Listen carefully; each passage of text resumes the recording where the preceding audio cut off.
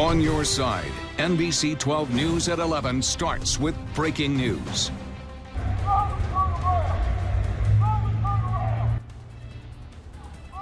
A tragedy unfolding on a Virginia college campus tonight. An Ashland man charged with shooting and killing 2 officers at Bridgewater College. Our anguish is felt so deeply because the entire Bridgewater College community is a family too. They were just warm and welcoming people, and the fact that this happened today for no real reason is just ridiculous.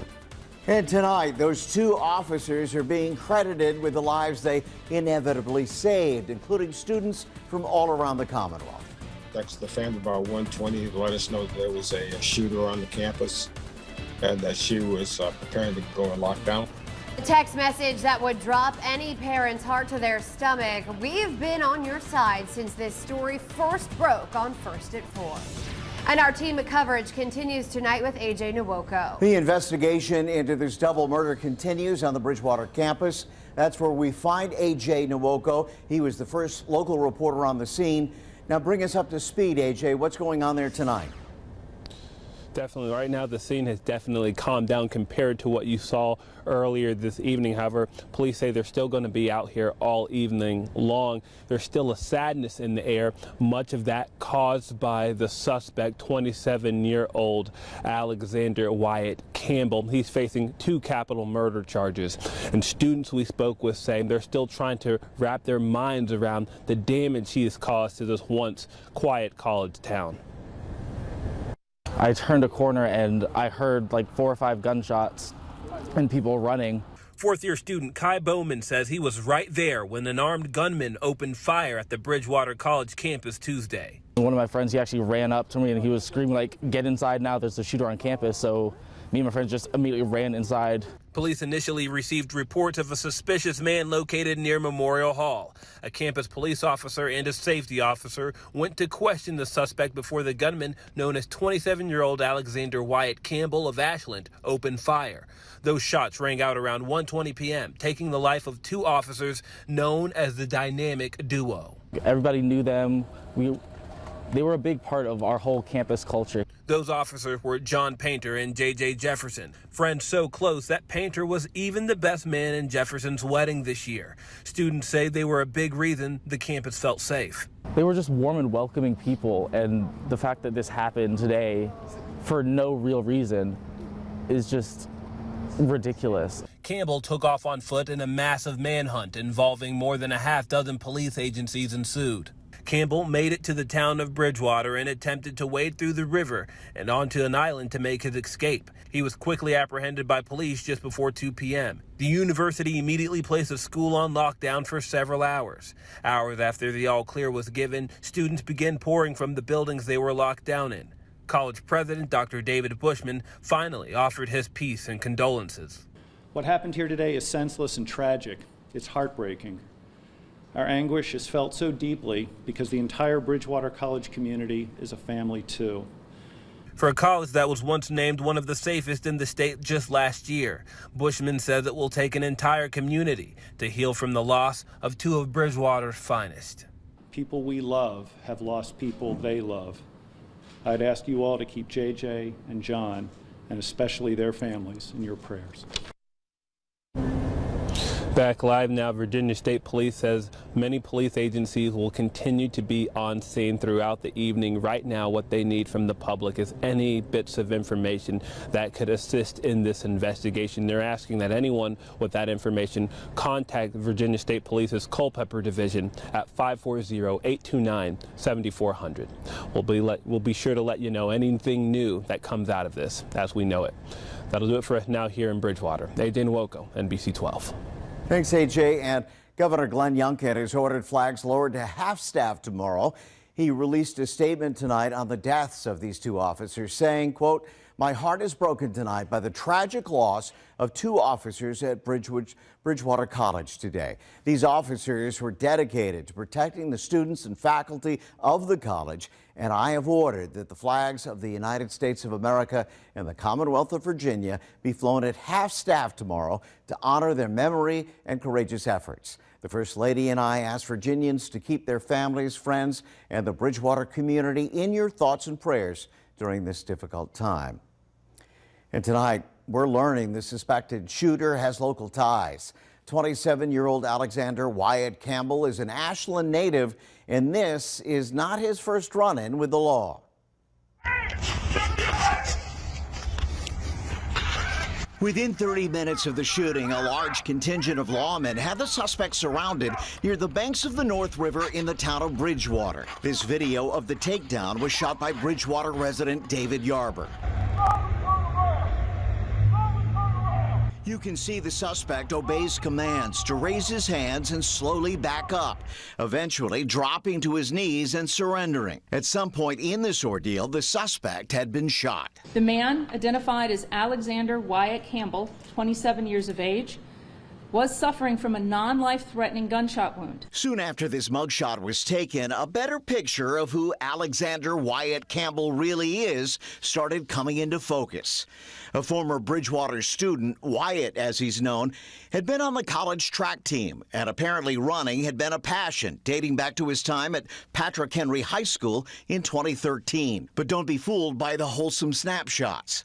His violent tendencies first showed up on the radar in 2017 when he was charged with entering a structure to commit assault and battery. It was later reduced to trespassing in a place where he had been forbidden. But if convicted of today's charges, Campbell will likely be spending the rest of his life behind bars. We have charged Campbell with a total of 4 felonies, 2 felony counts of capital murder, 1 felony count of first-degree murder, and 1 felony count of use of a firearm in the commission of a felony. And even more charges are likely. State police also confirming tonight that multiple firearms associated with Campbell have now been recovered. As the situation unfolded at Bridgewater, alerts were being sent via Twitter to keep those on campus in the know, telling them to shelter in place. One of the tweets sent out today encouraged students to text their loved ones, letting them know that they are okay. And that is exactly what one sophomore student did, texting her dad, Andre Freeman, who lives right here in Richmond. Gunshot wound, auto launch, unsecure scene, Flory Hall, 403 East College Street, 403 East College Street in Bridgewater. It's a call no parent ever wants to receive. Texted the family about 1:20 to let us know that there was a shooter on the campus and that she was preparing to go in lockdown. Andre Freeman's daughter, a sophomore at Bridgewater College, then went into a classroom as her instructor barricaded the door and the situation unfolded. 5 shots fired, 2 subjects down on the ground, 2 security officers have been shot, 1 possible priority 4, and 1 is moving. Officers are alive, unknown where the shooter ran. Sheriff's office is en route. This nightmare in Bridgewater happening nearly 2 hours away while Andre waited helplessly at home. You come to expect things at the larger schools, at larger metropolitan areas, but to hear something like this occur in a small town like Bridgewater, I mean, that was just crazy. Once the suspect was eventually taken into custody. All units on location and responding to Flory Hall. Suspect will be a male with gray sweatpants and a blue puppy jacket. The lockdown was lifted. All units dispatched and responding to Flory Hall. We have just gotten a report of additional shots fired down by the river. Additional shots fired down by the river on East Riverside Drive. And Andre's daughter texted her dad to let him know she was okay. She was a little bit frantic. She's much better now.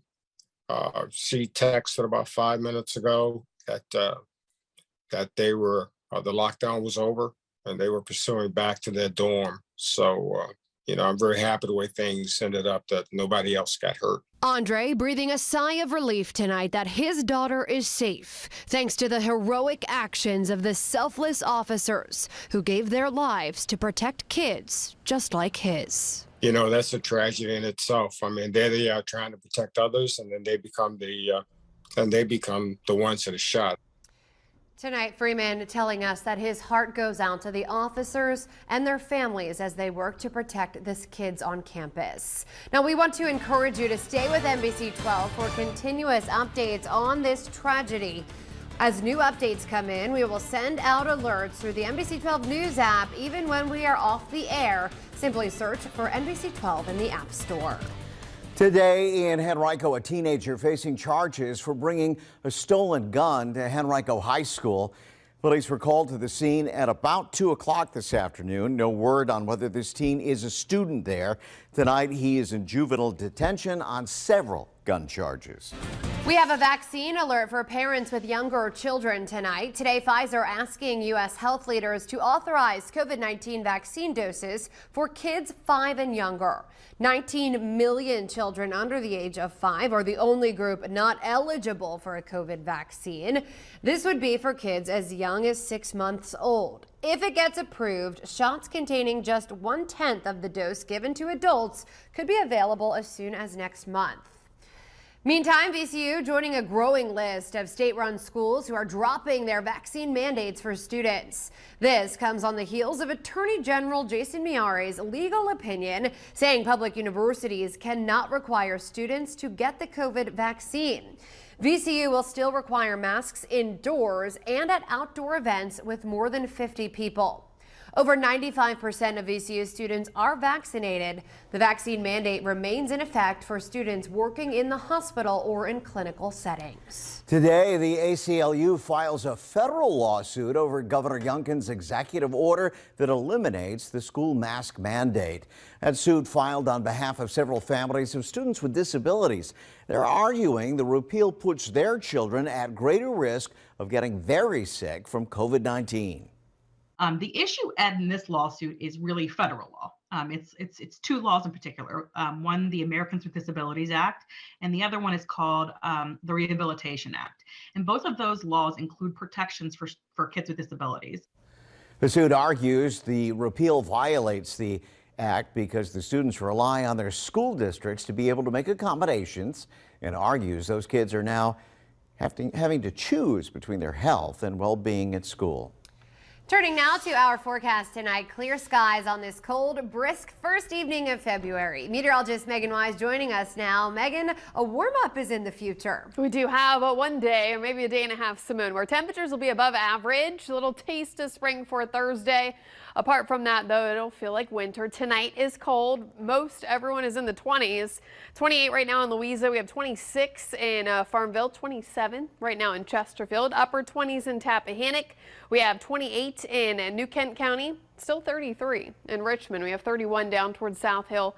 Quiet conditions across First Alert Doppler radar. Clear skies, and we are looking at a cold start tomorrow morning. Everyone's going to be in the 20s. If you're west of I-95, easily looking at the low 20s as you make your way out the door. So make sure that you do bundle up in the morning. We'll talk more about this warm up, and also I'll show you the latest hour by hour for rain for the end of the week here in just a little bit. Kurt? Okay, Meg, thanks. We'll check back. Day 2 in the search for a missing 4-year-old boy in Hampton. And police are now raising doubts that the child was abducted or wandered off. 4-year-old Cody Bigsby was reported missing at about 9 o'clock yesterday morning. His father claimed he last saw him at about 7 hours earlier. But police say they do not believe the father's timeline. The Virginia Department of Emergency Management has now joined the search, as has the FBI. New tonight, 2 homeowners facing charges after 2 dogs are found extremely emaciated in Stafford County. Back on January 25th, Sheriff's Deputy O.J. Hepperl responded to a welfare check on a dog in England Run. A 6-year-old dog named Gracie and 2-year-old Dean were found at the home. Dean could barely stand, and the vet said his organs were shutting down. Dean is currently in around-the-clock care, and Gracie is safe at the animal shelter. The dog's owners, Ryan and Crystal Wood, are each charged with 2 counts of animal cruelty and were released on bond. A man has been found guilty of murdering a woman in Petersburg last year. 31-year-old Rayvon Mays was found at a hotel off South Crater Road back in May, and now Franklin Coleman has been convicted in her murder. Coleman opted to be sentenced by the judge who presided over the trial. That will not happen until June. We still have a lot more to come tonight. The conversation surrounding mental health is a painful but important one, and that is on the rise following the tragic death of former Miss USA Chesley Christ. Still ahead, we're hearing from experts on the importance of mental health. Megan? Quiet weather expected for tomorrow, but we do have rain in our forecast. I'll show you the latest hour by hour in detail after the break. Developing now in Minnesota, one student is dead, another hurt after a shooting outside a Minnesota school. Police say this happened just after noon outside the entrance to the South Education Center near Minneapolis. No word on what led to the shooting. The surviving student in critical condition. Police say the suspect took off in a car immediately afterward. Meantime, a man who allegedly made threats against two universities in custody following a manhunt. Officials say 31-year-old Matthew Christopher Harris threatened violence against the University of Colorado Boulder in an 800-page manifesto.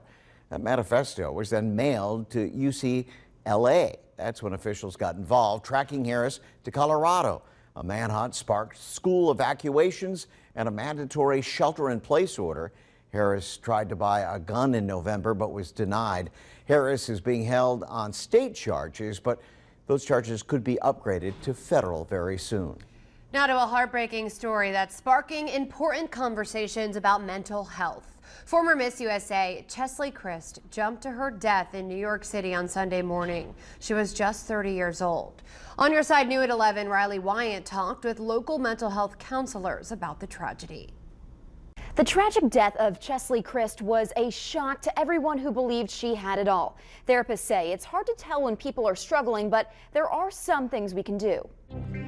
North Carolina. When I heard the news, it was shocking because, again, it just proves that mental health, mental illness, anxiety, depression, stress doesn't have a face. Although someone can, attain such high positions and success, that does not exempt them from experiencing mental health issues. Chesley Christ, a successful attorney, entertainment host, and former Miss USA, jumped to her death from her Manhattan apartment building Sunday. A very sobering reminder that mental health struggles do not discriminate. When we look at people who are in the limelight, we assume that they are in a better place than we are. But in actuality, they too have even more stress than we. Brianda Lewis-Cuff is the owner of First Choice Counseling Mental Health. She says one of the toughest challenges for those suffering is reaching out and seeking help. Oftentimes, it's hard to tell the signs. Sometimes you'll see that people will isolate more or don't return calls or don't return texts.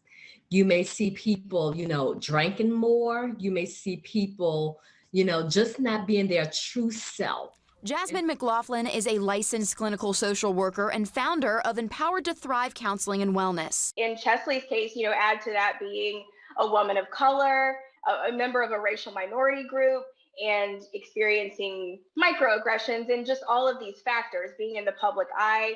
I think all of that is kind of the perfect storm. She says other than seeking counseling, unplugging, avoiding isolation, and finding a routine can help those struggling with anxiety and depression. She urges people to check in with all of your friends to ask how they're really doing beyond the surface level.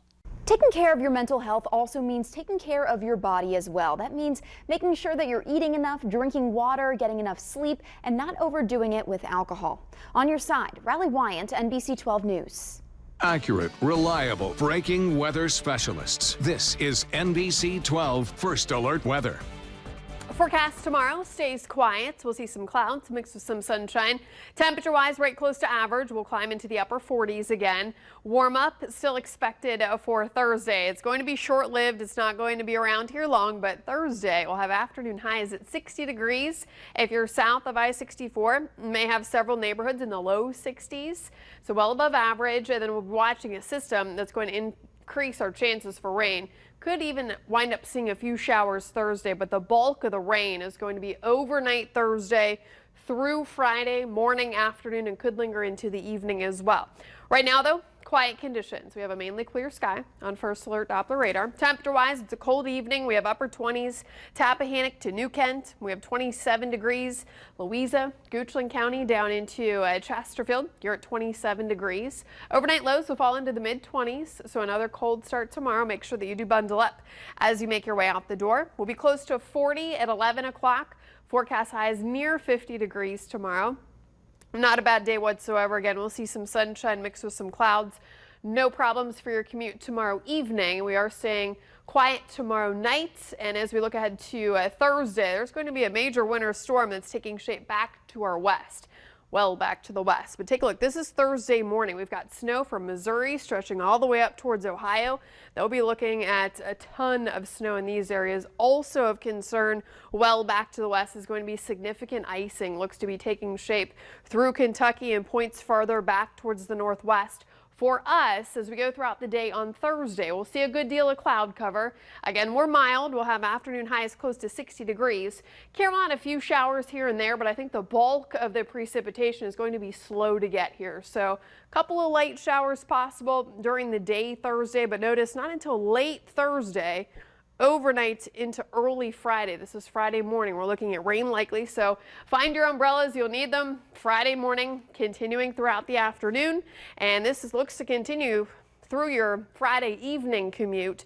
And then we're going to watch as that cold air rushes in behind the system, so could end up seeing a very brief period of a changeover from that rain to possibly a little bit of a mix or maybe a snow shower. This would be Friday evening with the last of the precipitation. Not expecting any impacts, but it is something that we are going to watch as the system exits. It does, though, turn cold. So through the day Friday, especially afternoon into the evening, temperatures will begin to fall. So by Saturday morning, we're in the mid-20s. So big temperature difference. This weekend, though, looking chilly. We've got temperatures Saturday and Sunday close to 40 degrees. We'll be right back after this break. New tonight, fired Miami Dolphins coach Brian Flores has a lot left to say. In fact, he's suing the NFL and 3 teams claiming it discriminates against black coaches. The lawsuit filed in New York today sought a class action status and unspecified damages from the NFL, the Dolphins, the Denver Broncos, as well as the New York Giants. Flores was fired last month by Miami after leading the Dolphins to a 24-25 record over 3 seasons. The NFL claims Flores' claims are without merit. The most successful quarterback in NFL history is officially announcing his retirement. Tom Brady made the announcement in a long post on Instagram this morning. In his unprecedented 22-year career, Brady won 7 Super Bowls and set numerous passing records.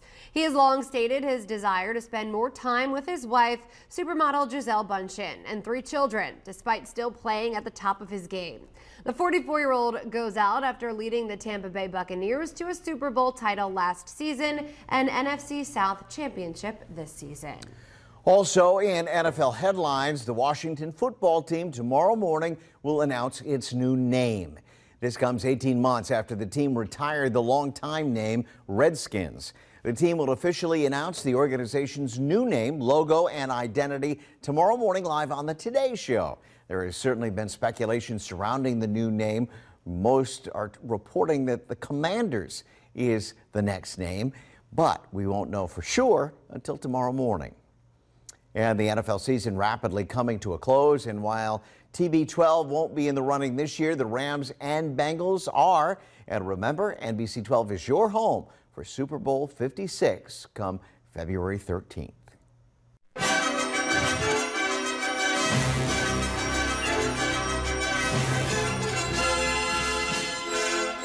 NBC12 is your home for the 2022 Winter Olympics. Final preparations are now underway in Beijing as the opening ceremony is this Friday. You can see the countdown there at the bottom of your screen, just 2.5 days away. The U.S. is sending its second largest delegation to the Winter Olympics with 224 athletes. You can watch them walk during the Parade of Nations right here on NBC12. The opening ceremony starts bright and early at 6:30 in the morning. That is a look at sports. Stay with us. We're back in just a moment. That will do it for us at 11. Stay tuned. The Tonight Show is up next. 12 News Today starts bright and early at 4:30 a.m. We'll see you right back here tomorrow. Have a good one. See ya.